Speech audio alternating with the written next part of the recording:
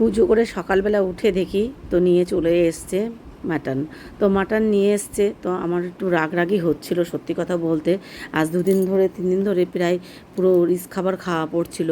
তো যাই হোক, এখন রাগারাগি করে তো কোনো লাভ নেই, চলো তোমাদের সাথে বরঞ্চ রেসিপিটা শেয়ার করা যাক। আজকে একটু অন্যরকমভাবে আমি মাটনটা রান্না করব, তো তোমরা দেখতে থাকো ফুল ভিডিওটা, আশা করি তোমাদের ভালো লাগবে। আর কিন্তু তোমরা এইভাবে ট্রাই করে দেখো, তোমাদের হয়তো অনেকে রান্না করো, অনেকে করো না, তো যারা করোনি তাদের জন্য আমি আজকে রেসিপিটা করছি, তো সেটা তোমাদের সাথে শেয়ার করব।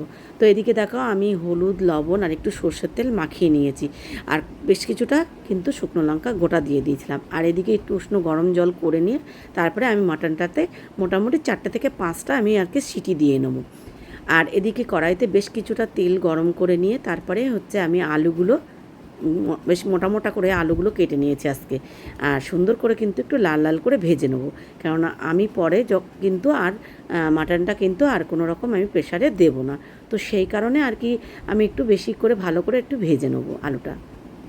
তারপরে এদিকে দিয়ে দিলাম কড়ার মধ্যে তেল, তারপরে দিয়ে দিলাম গোটা জিরে, আর দিয়ে দিলাম বেশ কিছুটা শুকনো লঙ্কা, আর বেশ কিছুটা কিন্তু আমি পেঁয়াজ কুচিয়ে রেখেছিলাম, তো সেই কুচানো পেঁয়াজটা কিন্তু আমি দিয়ে দিলাম।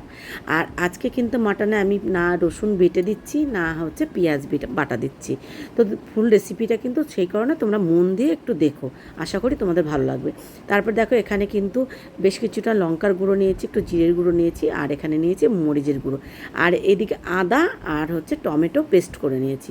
তারপরে একটু মিক্সচার ধোয়া জলটা দিয়ে দিলাম, দিয়ে তারপরে গুঁড়ো মশলাগুলো সব দিয়ে দিয়েছি, দিয়ে এবার দিয়ে দেবো একটু হলুদ আর একটু লবণ দিয়ে সুন্দর করে কিন্তু আমি মশলাটাকে কষাবো। আর এদিকে কিন্তু আমি প্রেশারে কিন্তু সিটি দিতে বসিয়ে দিয়েছি।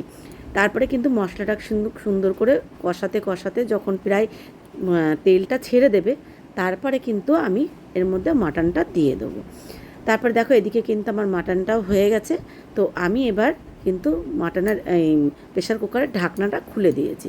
দেওয়ার পরে তারপরে কিন্তু আমি মাটনটা তুলে তুলে আমি কিন্তু এর মধ্যে দিয়ে দিয়েছি।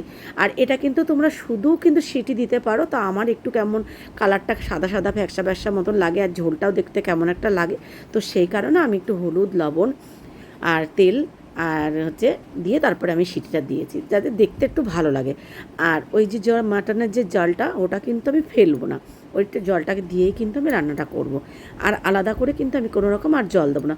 তারপরে কিন্তু আমি সুন্দর করে কিন্তু হাতে সময় নিয়ে কিন্তু সুন্দর করে কষিয়ে নিয়েছি।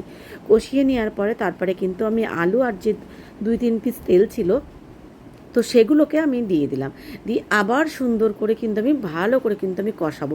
আর হ্যাঁ, এখানে কিন্তু আজকে আমি দিয়ে দিয়েছি 2 পিস গোটা রসুন, তো দুটো গোটা রসুন ছিল, তো সেই দুটো গোটা রসুন দিয়ে দিয়েছি।